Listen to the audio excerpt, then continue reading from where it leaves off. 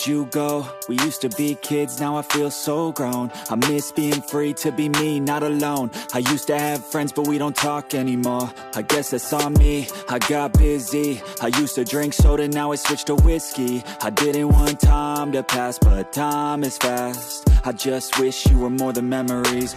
I got kids now, but I'm a kid now. I haven't grown in my mind, just my skin now. I don't get taxes, I hate chores, I hate mail, bills, and miss the outdoors. I feel like the air used to smell different. The grass was greener and the summers were for swimming. I used to play baseball every inning. Now I work for a living.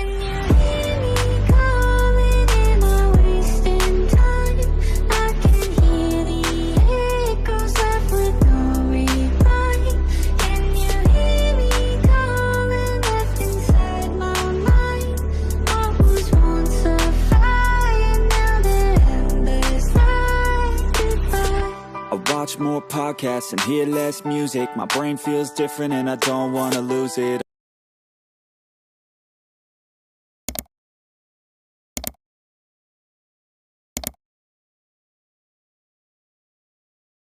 When I was a little kid, whatever happened to those dreams? Man, there's something that I miss. Maybe I should do this, I always love music. Maybe I could find a way to make these dreams lucid. I really want to try cause I might have a chance. So ayun mga boss, no? Sa lahat ng mga nagtatanong, magkano nga ba ganitong motorcycle? Ito ay nagkakahalaga ng 76,500 kapag kinuha nyo ng cash. At syempre available din po sila sa installment para at least malaman nyo kung magkano nga ba ang kanilang down payment and then yung installment nila at yung available months.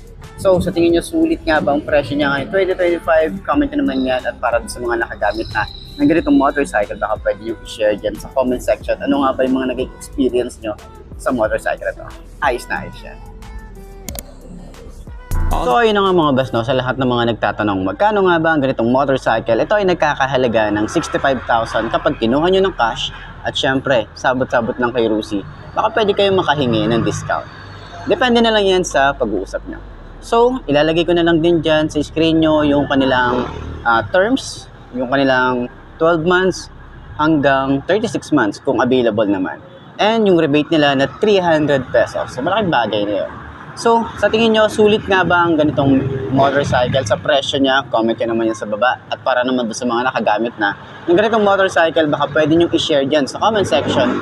Ano nga ba yung mga naging experience nyo sa motorcycle na to? Ayos na ayos yan, di ba?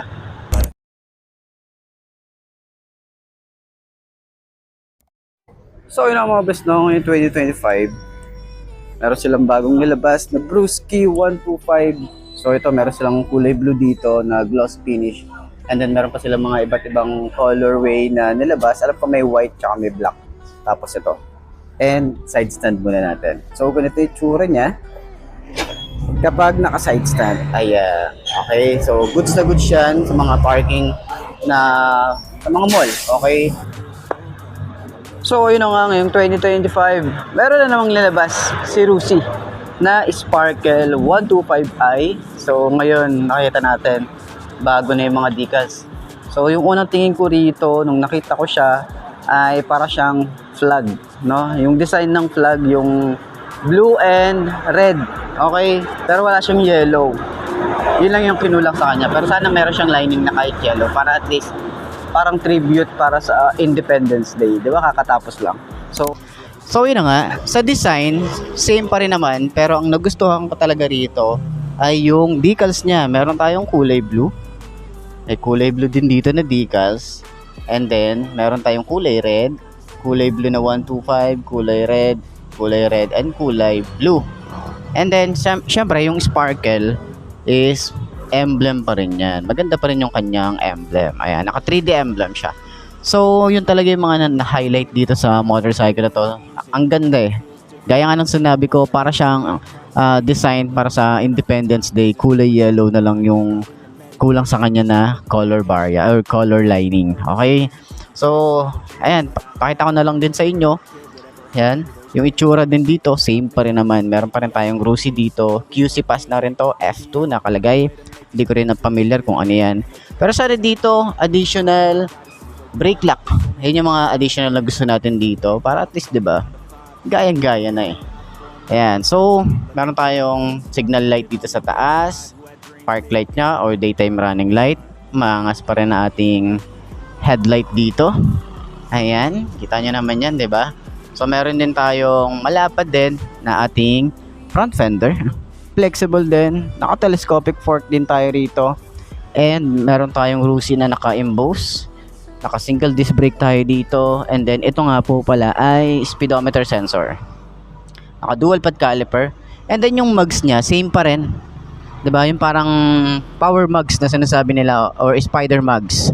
And then yung size dito ay 80 by 90 by 14. Ito ay tubeless na. Ay hindi, tube type pa rin pala ang isang to. Pero pwede nyo naman i-tubeless yan kasi nga naka-mugs naman tayo eh. So same pa rin yung design ng ating mugs. Pakita ko na lang din sa inyo. Ayan. Okay, so yuanching pa rin yung kanyang mugs. Ay, yung tires pala. Bayan. So front, meron tayong design. Ayan, may mga combination tayo ng ano rito, glossy and then matte finish. May Modenas tayo rito dahil nga sila talaga yung originally na gumawa nitong motorcycle na to. Then, ano dito, distributed by Kawasaki. Ayan. So, maganda yung design. Wala naman sila masyadong binago doon sa previous na unang nilabas to. Yun pa rin naman. So, meron tayong matte finish and then may mga design tayo na ganyan. Decals, may kulay red and kulay blue. Pakulay na black. Ayan. Sa kanyang headlight, meron tayong LED. Meron tayo ritong signal light and then park light or daytime running light. Ayan. So may parang carbon fiber finish dito sa bandang to. And then yung fender niya, maganda yung plastic na ginamit. Hindi siya ganun kalutong. Naka-telescopic fork tayo rito. Ang ganda nung kanyang ano rito. Yung kanyang paint job para dito. Yung mugs, kulay gray. Ayan. So yung size naman ng ating tires, 80 by 90 by 14, naka-tubeless na rin tayo rito. And then, meron tayo rito disc brake, naka-dual pad caliper din tayo rito. Ayan. So, dito sa side, meron tayong decals. Ayan. Yung decals natin dito, talagang maangas din naman. Tapos, ano siya, sporty looking siya. Yung titingnan natin. So, lagyan natin dito. So, meron tayo nakalagay dito Modena. So, dito naman sa side, kita natin yung Rusi. Hindi na siya kulay yellow, kulay black na siya. Yan. Ganda ng design, di ba? So, syempre sa kanyang panel gauge, ayan. So, ano pa rin tayo rito? Fully digital pa rin tayo rito. Meron siyang select and set. Ano ba yung makikita natin dito sa panel niya? Hindi ko masyadong familiar eh. Hindi ko masyadong makita. Pero ayan. Sa mga switches, okay, ordinary plastic na ginagamit ni Rusi pero parang mas improve siya. Hindi ako sure kung dati ganito na siya. Okay, comment nyo na lang yan sa baba. Kasi alam ko mas magagaling kayo sa akin eh. So, ayan, meron tayong flasher dito, high and low. Meron tayong hazard switch, busina, and then signal light. Ayan. So, dito naman sa side, meron tayong kill switch, electric starter, on and off ng kanyang park light, headlight, yung kanyang grip makapit. Ayan, throttle, sobrang babaw. Responsive, ayan, smooth lang. Lever natin, medyo manipis. Smooth lang din. Dito naman din sa side, rear brake, smooth lang din pero mas malapad yung isang to. Ayan, meron tayong emblem ng Rusi. Ganda rin. And then, yung ating ignition, and then yung susi niya. Ito yung itsura. Ignition, may shutter lock tayo rito. Maganda na rin eh, no? Meron tayong USB charging port para sa ating mga gadget kapag nagbiyahe tayo ng kailangan natin mag-charge. Yan, dito sa side, ng kanyang side pocket ay malalim, dito mababaw. Meron din tayo ritong utility hook para sa ating mga pinamili or para sa bag. Pwede natin sabitan yan. Yung design para dito, hindi siya masyadong maluwag pero pwede na rin ang isang to para sa ating mga gamit. Ayan. Malaking tulong talaga yung gulay board para sa mga biyahero. Okay, so dito pa rin yung ating battery. Okay, so dito yung ating foot pegs para sa ating angkas. So ganyan yung design niya. Metal naman din yan. Ayan, solid naman siya. And dito yung 125, ang cute talaga rito. Ganda, no? Ganda ng design. Napopugian ako dun sa design niya ngayon. Pogi na yung motor, mas pumogi pa siya lalo sa design niya. thickness, and then 125, may fuel injection, ayan. So, parang carbon fiber finish dito, matte finish. May gulay board tayo rito na malawak din. Ayan, hindi siya ganun ka-spacious pero saktong-sakto na to para sa mga gamit natin. And then, meron din tayo rito na lagay nung kanyang battery. Meron tayong open port dito para sa ear intake niya. May parang carbon fiber finish. And then, yung design niya rito, side stand. Yan ang itsura. Combination ng rubber and metal. Meron din tayong air-cooled. May tire hugger na rin tayo rito. May pangharang tayo sa putek. May goma tayo na ganyan. And then, meron tayong swing arm. Magandang kanyang exhaust and then naka-drum brake. Yung size ng gulong dito ay 90 by 90 by 14. Tubeless na rin yan. Ayan. So, dito meron tayong Brewski na decals. Ayan, sporty looking ang decals niya, diba? And then yung design para sa kanyang grab bar, ito yung tsura. Meron tayo magandang upuan. Ayan, sobrang lambot yung upuan niya. And meron tayo ritong compartment. Ayan, nandito yung ating mga basic tools. Ayan, may helmet hook tayo rito. Gas tank natin dito, maganda rin yung design. May saluhan na siya ng kanyang gas in case na matapon. And then meron tayo ritong analog type, meron tayong speedometer, odometer, ayan, meron tayong pag naka high beam engine check, kanyang signal light, ayan, may Modenas tayo na logo rito, parang carbon fiber finish dito, and then matte finish. So meron tayong ignition, ayan, ito pag sa seat, ayan, madali lang naman din siyang yung ating upuan, eto, hindi siya yung sobrang lambot, hindi siya yung sobrang tigas. Nasa gitna siya. Okay, kaya pag piniga mo siya, ayan. Maganda rin yung leather na ginamit. May Rusi na logo. Compartment, meron tayong helmet hook. Meron tayong compartment. Ayan, U-box natin. Maluwag din. Ayan, pwede na rin sa mga gamit natin. Gas tank, napakalinis lang ng design. Ito ay plastic. Ayan. So, palitan nyo na lang ng mas stable na bracket.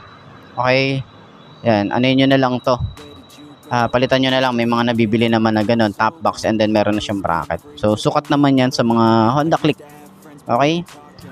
Sa baba, naka-air-cooled pa rin tayo rito. Meron tayong harang dito na goma para sa mga talsik ng putek, lalo na ngayon maulan. Meron tayong tire hugger. Yung ating tambucho, hindi siya yung same nung sa Honda Click. Okay, yung mga 125cc, ganito talaga yung mga tambucho kasi yung makina nito sa mga 125 talaga. Ayan. So naka-drum brake dito sa likod. Sana gawin din nilang disc brake, 'di ba? Mas okay. Ang size dito ay 90 by 90 by 14. Ayan. Taillight natin, same pa rin, wala naman tayong pinagbago dito. Meron tayong kulay red pa rin dito sa gitna, tapos para siyang muka. 'Di ba? Signal light natin flexible. Ayan. So yun to yung mga kagandahan dito sa mga signal light ni Rusi. Hindi siya basta-basta nasisira. Kahit sagiin mo yan. Plate light, may reflector, malapad yung ating fender. Naka monoshock tayo rito or single shock. And panggilid natin, meron tayong kickstart dito. Ayan. So wala rin tayong side stand kill switch para doon. Okay? So, ayan. Sa tingin nyo, sulit nga ba ang kanyang design ngayong 2025 tsaka yung presyo niya? Comment nyo naman sa baba para at least malaman ko din kung ano yung mga hinanain nyo, ano pa yung mga pwede nyong isuggest sa motorcycle na to. Ayos yan. I-open tapos ito yung pinaka susi niya. Ayan. So may shutter lock na rin tayo rito. Meron tayong USB charging port dito. Side pocket. Ito malalim. Dito mababaw. Ayan. So meron tayong utility hook. Ayan, sa mga switches, ordinary plastic pa rin na ginagamit ni Modenas o ni Kawasaki. Meron tayo rito na hazard switch, electric starter, and yung ating grip is makapit. Yung throttle niya, mababaw lang din. Lever natin, smooth lang din. Okay, pag piniga. Then meron tayong high and low, kusina, and then signal light. Okay, so grip, makapit din. Tsaka yung niya, yung lever niya, sobrang lambot lang. Ayan. So sa side naman, tingnan natin kung ano yung meron dito sa side. Ito yung panggilid niya. Meron tayong Modernas na naka-emboss. Ayan, dito naman yung filter, and then naka-monoshock din tayo rito. And wala tayo rito side stand kill switch. Ayan. So yung kanyang taillight and itsura, naka-LED rin tayo rito. Tapos meron tayong plate light, lagay ng plate, reflector, yan, and meron tayo rito. So, yan po yung ating Modernas Brusky 125. So, available din po yan. Isang unit dito. Puntahan nyo na lang din dito para at least sa mga gustong kumuha, yan, lalo na yung mga malalapit dito, puntahan nyo na lang dito sa may Maverick Racing Factory, Pulilan branch. Okay? So, yun lang. Ayos na ayos siya. Got busy, I used to drink soda, now I switched to whiskey. I didn't want time to pass, but time is fast. I just wish you were more than memories. I got kids now, but I'm a kid now. I haven't grown in my mind, just my skin now. I don't get taxes, I hate chores, I hate mail, bills, and miss the outdoors. I feel like the air used to smell different.